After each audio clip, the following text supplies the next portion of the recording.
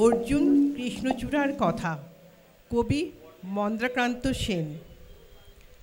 অর্জুন গাছ একা ছিল ওই মাঠে, আর্যপুরুষ আভিজাত্যের দম্ভ, নত জানু হলো সব গাছ তার কাছে।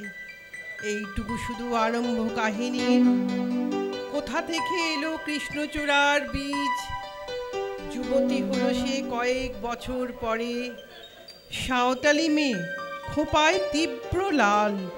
অর্জুন তাকে চাইল আপন করে। নতজানু হবে না, মেয়ে সে নয়, বসন্তে সে তো একাই নিজেই সাজে। আর্য পুরুষে আসক্তি নেই তার, ব্যস্ত আছে সে ফুল ফোটানোর কাজে।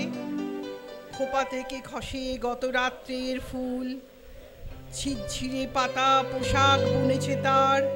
অর্জুন সে যে আর্য পুরুষ, ভাবে সব সুন্দরে একা তার অধিকার। অর্জুন গাছ চেয়ে দেখেন দূর থেকে, কৃষ্ণচূড়ায় হৃদয় ঝরছে রোজ। রূপ দেখে তার মাথায় দুখানির চোখ, ভাবে কবে পাবে ওই হৃদয়ের খোঁজ। কাহিনী একার শেষ করি তাড়াতাড়ি। কৃষ্ণচূড়ার জেদখানি বড় বেশি, অভিমান সেও বিকবে না কারো কাছে, বরঞ্চ হবে বন্ধু বা প্রতিবেশী।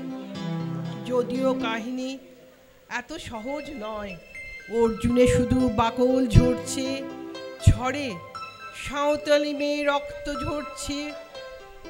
আর্য পুরুষ হার মানে অন্তরে, পরের জন্মে অর্জুন গাছ হয়ে কৃষ্ণচূড়াকে বন্ধুর মতো দেখো। আজকে চিনতে ভুল করো না হে রজু, রক্ত ঝরালে বাকল খসিয়ে ডেকো, রক্ত ঝরালে বাকল খসিয়ে ডেকো। নমস্কার।